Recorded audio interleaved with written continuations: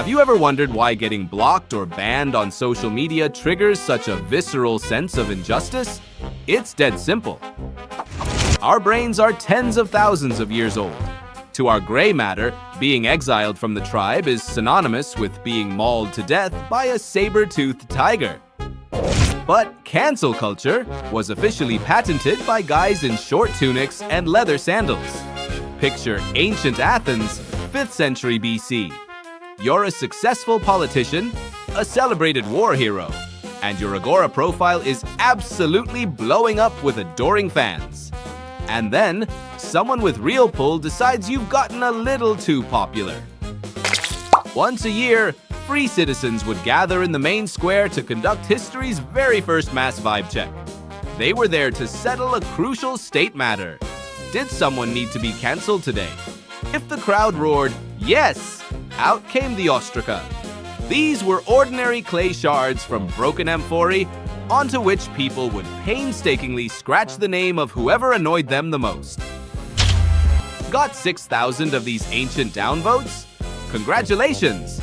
You're exiled for 10 long years. No trial, no high-priced lawyers, no presumption of innocence, and zero chance to clear your name. This was the famous ostracism, history's first system for a preemptive purge of the public square. And the ultimate irony of this whole procedure was that it wasn't a punishment for an actual crime. It was a harsh penalty for having unchecked potential. You could be squeaky clean, but that was exactly what drove people up the wall. Take Aristides the Just. One day in the square, an illiterate peasant approached him, asking him to write Aristides on a shard.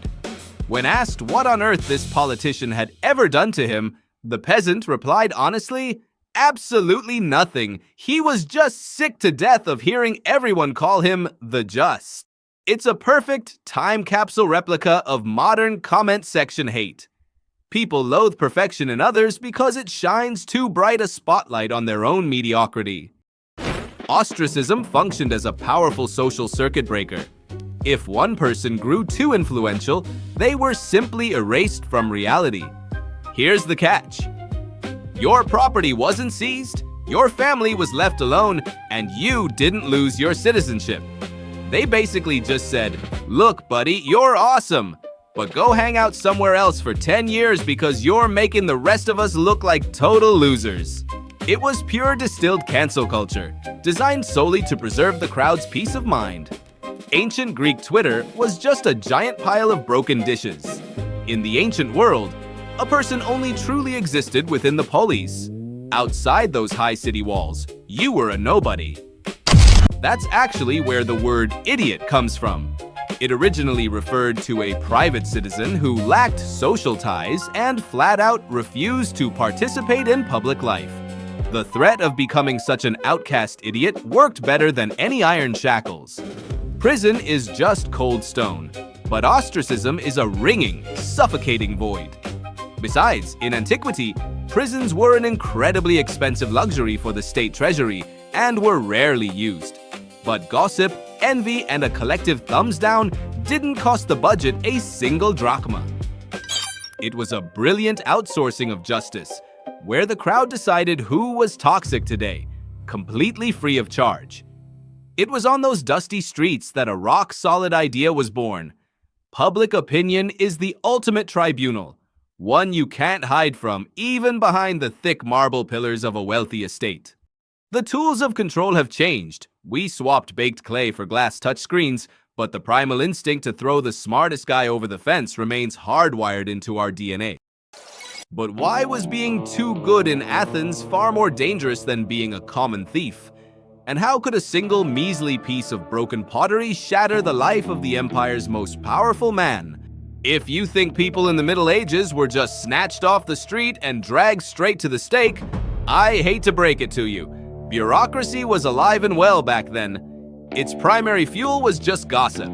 In 12th and 13th century Europe, a unique legal concept flourished: fama publica, public repute. It wasn't about how many followers you had, but about exactly what your neighbors were whispering behind your back. In those brutal times, Gossip by the town well wasn't just idle chatter to pass the time. It carried the weight of ironclad evidence.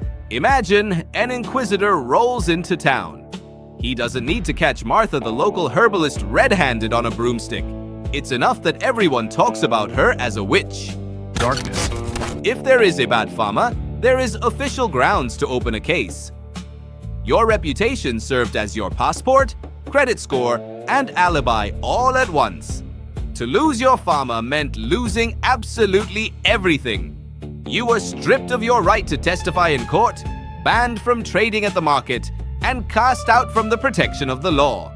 This was an era when society policed itself. Every single move was scrutinized under a microscope by the community.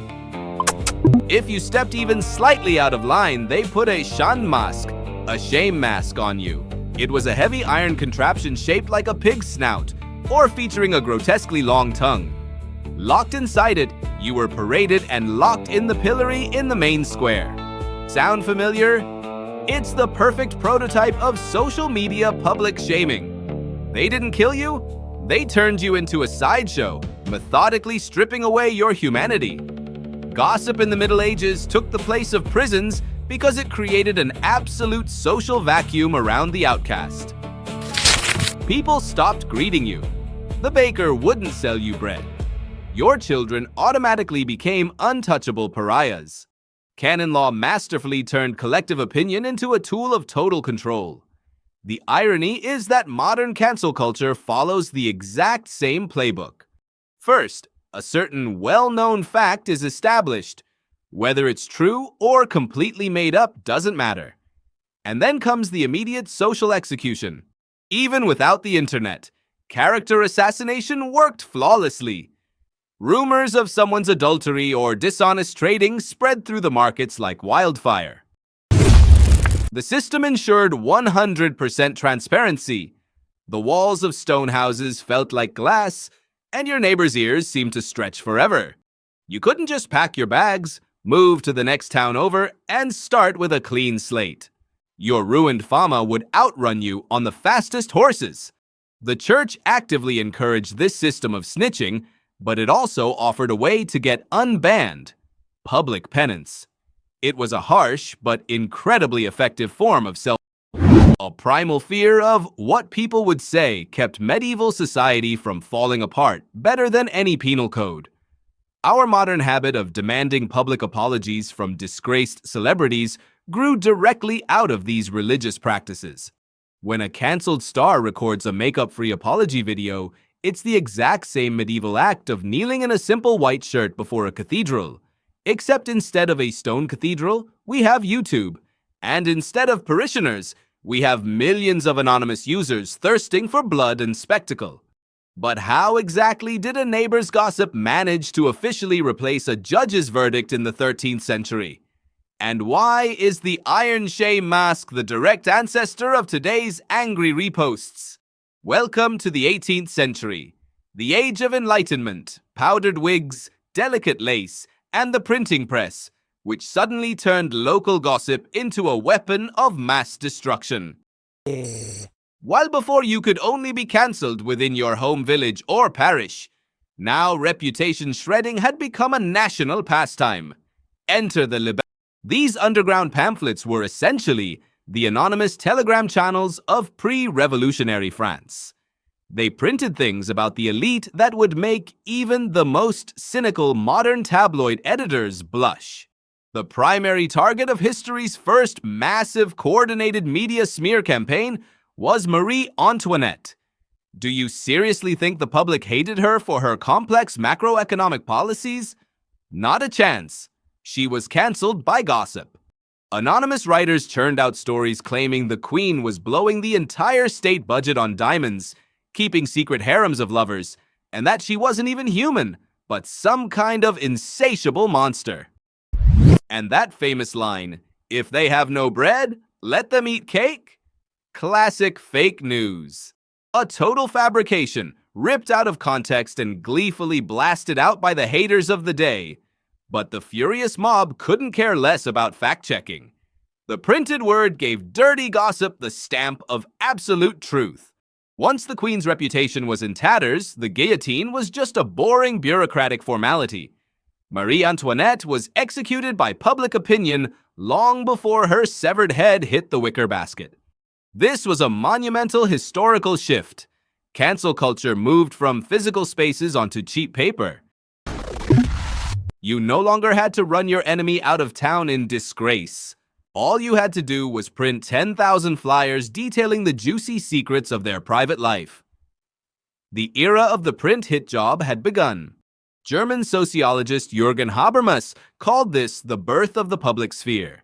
It sounds very noble. The free exchange of ideas among educated citizens. In practice, however, this free exchange of ideas instantly mutated into a free-for-all of mudslinging. Gossip was no longer just a tool for keeping your neighbors in line. It had evolved into the ultimate weapon for seizing power.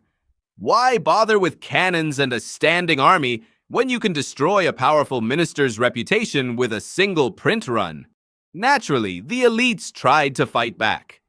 The authorities imposed brutal censorship, threw printers in prison, and burned entire print runs. But it was too late.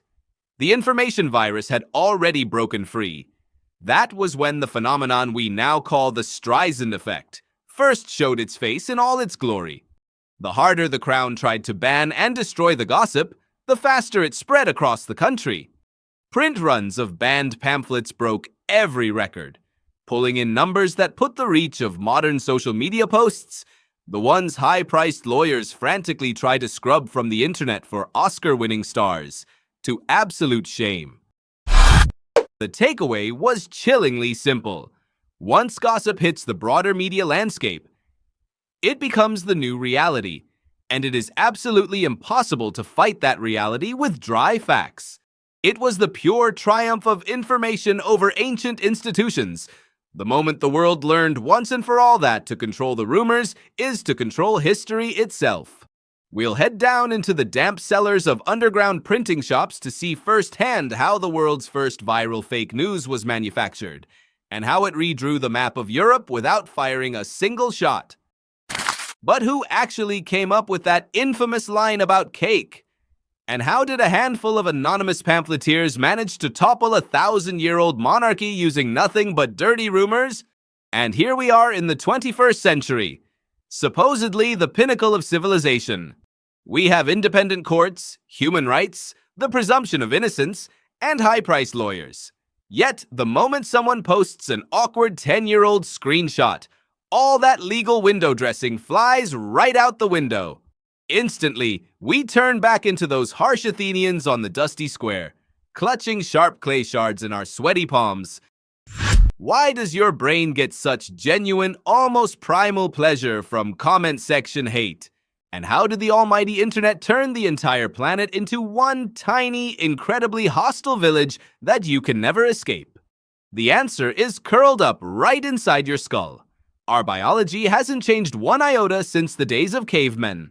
When we gleefully join in the collective pile-on of some newly minted wrongdoer, our brain floods us with an intoxicating wave of dopamine. It's an ancient evolutionary mechanism. By joining the angry, punishing mob, you send a vital signal to your tribe. Look at me. I belong. I'm good. I'm on the side of the righteous. It feels physiologically sweet to play the infallible saint while casting heavy virtual stones. The neurobiology of public shaming is flawless. But we have a massive problem that the ancient Greeks never had to face. You could actually leave ancient Athens. You could pack up your meager belongings, sail across the sea, and start over in another city-state. But you can't unsubscribe from the internet. Today, digital cancellation is a harsh life sentence with no chance of parole. Your dirty laundry is lovingly washed and hung out to dry forever in bottomless cloud storage. Search algorithms act like cold-blooded inquisitors who never sleep and never forget. Lawyers are desperately trying to establish the right to be forgotten, but this noble idea shatters completely against our insatiable thirst for seeing others eternally disgraced. We are trapped in a global village. Every neighbor can see everyone else, and basic privacy has become an elite luxury reserved for eccentric hermits. Modern cancel culture isn't just the whim of easily offended millennials. It's a terrifying regression to pre-state methods of control. Stone prisons turned out to be too slow, clunky, and insanely expensive. But total social isolation. It's cheap, instantaneous, and hits like a freight train. We are seeing the exact same historical patterns. Only now, instead of an iron shame mask in the town square, we have a permanent brand on the first page of Google search results. The fear of being the next one canceled forces us to ruthlessly self-censor every single day. We built the perfect digital Panopticon with our own hands. We don't need a prison guard with a whip anymore because we willingly spy on each other 24 hours. Gossip has always been, and will always be, more effective than steel bars. It strikes at the most vulnerable part of the human psyche, our fundamental need to be accepted by the pack. 85. The entire history of public cancellation is an endless battle by the collective Leviathan for the right to dictate its will to the tiny individual. We never actually left that ancient square. We just swapped baked clay for glowing pixels. And now, the main question isn't how to stop this avalanche of cancellations. The question is how to remain a decent human being in a world where your every step can be recorded, saved, and cold-bloodedly weaponized against you 15 years down the road. Where is this runaway train taking us? Straight into a new dark age of digital witch hunts, or towards some unimaginable era of global empathy and forgiveness? There is no answer yet. But just in case, we all have our sharp virtual voting shards ready to go. They're sitting right in our pockets, neatly packaged inside the sleek body of a smartphone.